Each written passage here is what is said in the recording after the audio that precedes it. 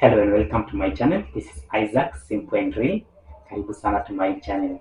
Kindly remember to like, subscribe and share for more of health education towards prevention and care for HIV clients, and also so as to we can be able to live a healthy nation free of HIV and AIDS, and also so that we can be able to live healthy while still we have persons living with HIV virus. Thank you.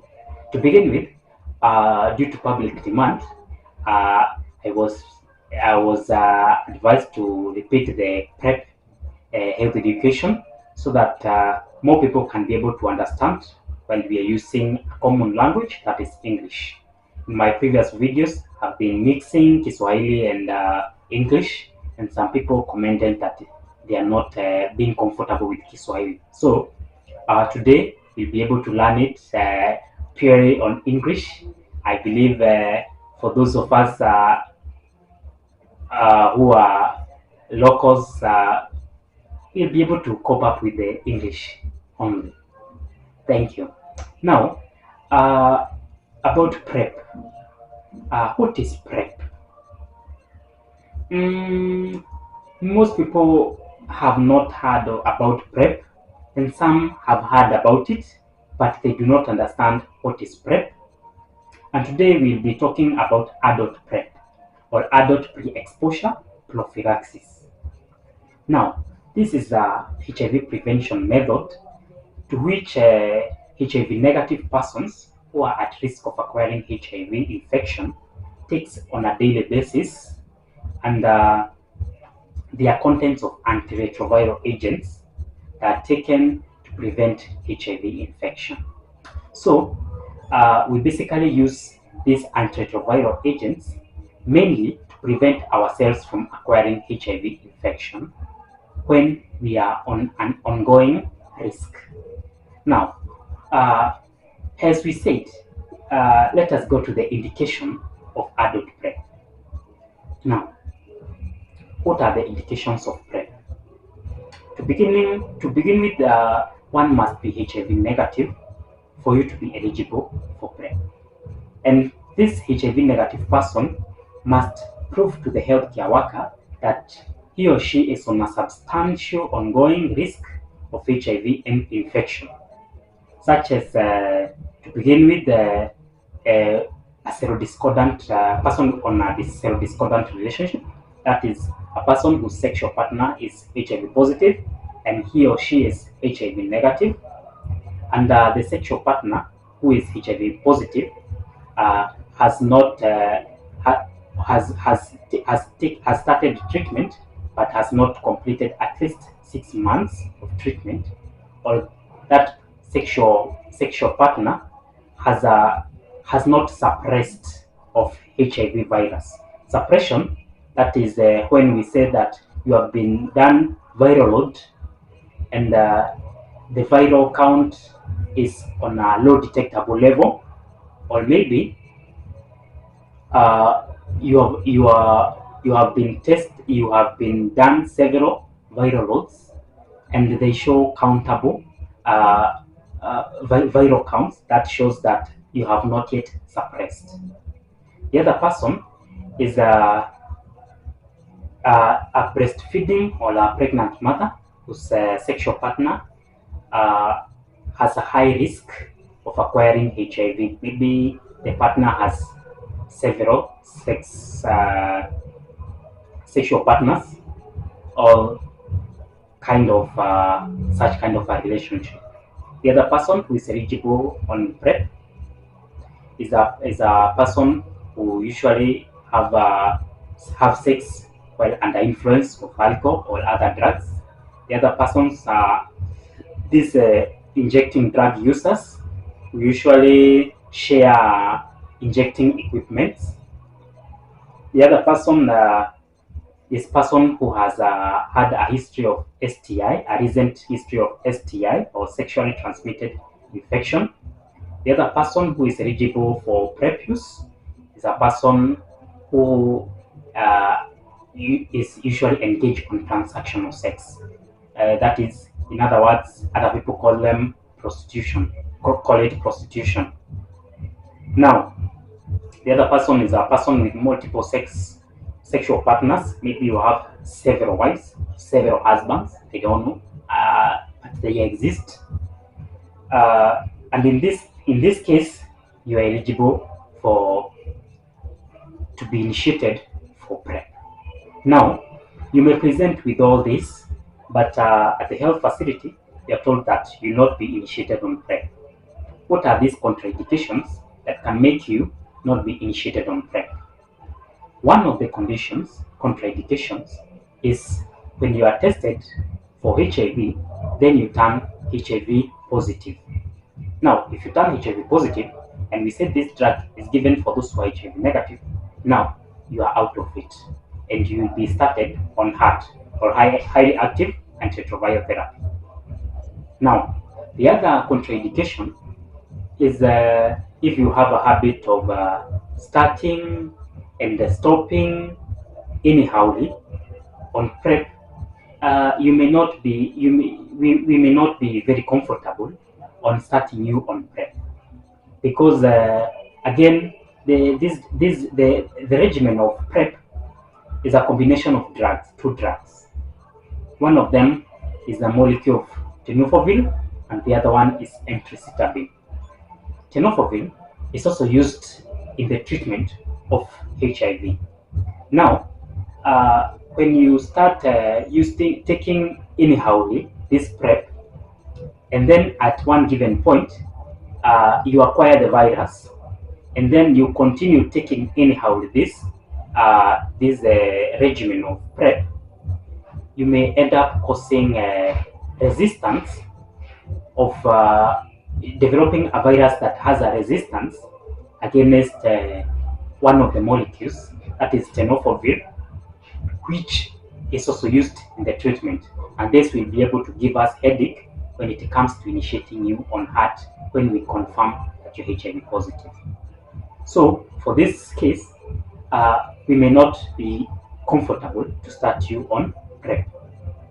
The other issue is someone with a poor treatment clearance.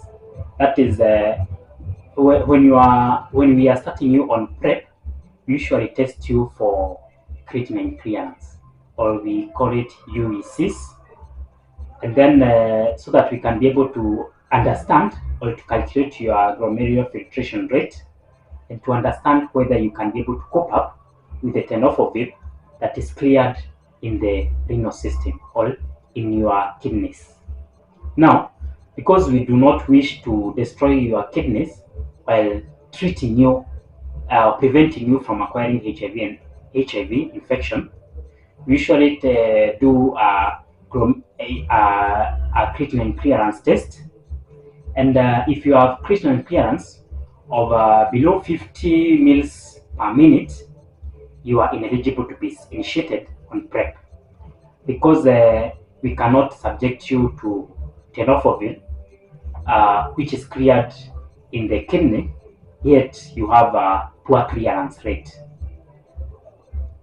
Well, those are some of the contraindications for you to not to be initiated on PrEP.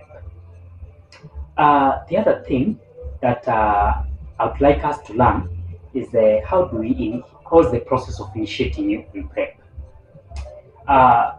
Before we initiate you on the tablet of PrEP,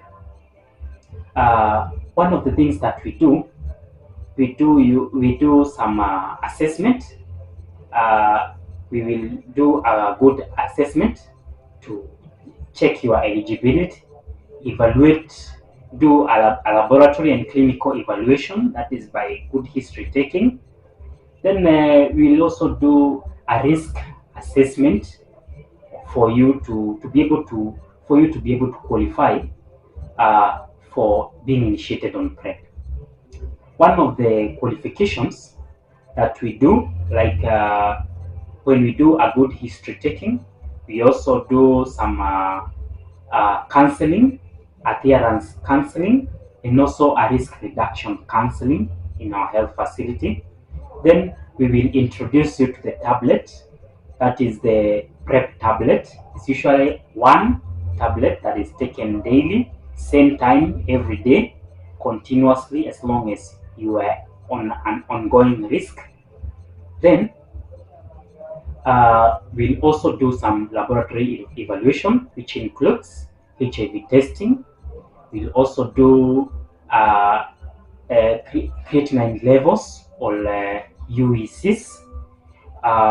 We'll also do hepatitis B testing, and also hepatitis C testing. Then, after we have done that, if you have you are hepatitis B negative, we usually give you immunization. You are vaccinated against hepatitis B? Now, uh, when you are started on PrEP, the next thing we go to follow up. How do we do our follow up? The follow up for PrEP, the effectiveness of PrEP to begin with usually starts 7 days from the time that you started taking daily PrEP tabs.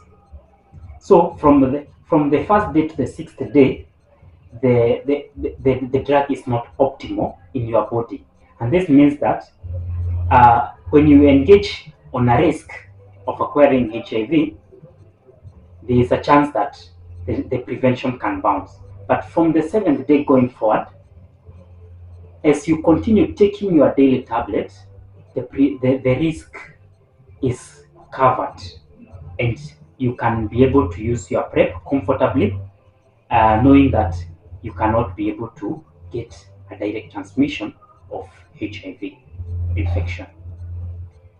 Now, we do HIV testing immediately when we are starting you on PrEP.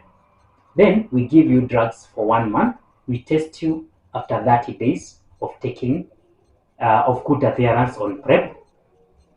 Then from there, because you are on an ongoing risk, we usually test you for PrEP every 3 months. Every 3 months of good adherence, as we are assessing on risk reduction and also adherence. So these are the things that we usually consider as you are continuing on PrEP. The other things that we also inquire and we offer services in the government facilities is the issue for men who are not circumcised. We do the voluntary male medical circumcision. The other thing, we also do counseling on risk reduction for those who are on an ongoing risk. If you have several partners, on how to reduce those partners. If you are injecting drugs, you are an injecting drug users and you share equipment, how to be able to use your own equipment if you must do it, and if you can be able to avoid the injecting drugs, those who abuse drugs, how you can be able to avoid them. So some of the people are advised on how to go even to the rehabs so that they can be able to counter or be able to avoid this drug abuse. Now, the other thing that I want us to talk about is the issue of the duration. Some people ask, for how long am I supposed to take PrEP? Now, PrEP is basically not a lifelong treatment, and someone can be able to start PrEP, and then when they feel that they do not wish to continue with PrEP, they can be able to consult with a healthcare worker, and they can be able to discontinue safely. The other thing, if you are not on an ongoing risk, the risk is no longer there, you do not need PrEP. The other thing is that this is for the serodiscordant couples. If your sexual partner who is HIV positive has shown some persistent adherence on treatment and has shown persistent suppression in viral load, you may discontinue safely, because This kind of discontinuation, we categorize it on the treatment as prevention, and we say undetectable is equal to untransmissible, meaning if your partner has undetectable copies, the chances of transmitting the same virus to you are almost equal to nil. So you may choose to discontinue on PrEP. However, this is upon your discretion. You may decide to discontinue or to continue anyway. Now, so these are some of the reasons why someone can discontinue. The other one, we as healthcare workers can decide to discontinue you if you do not show good adherence to the follow-up on PrEP. So for this case, we decide on our side as healthcare workers. So this is all about pre-exposure prophylaxis. Kindly remember to like, to subscribe, and to share so that more people can be able to learn more about PrEP on this part 1. On part 2, we'll be talking more about HIV exposed infants. Do not forget to like, subscribe, and share. Bye bye. God bless you.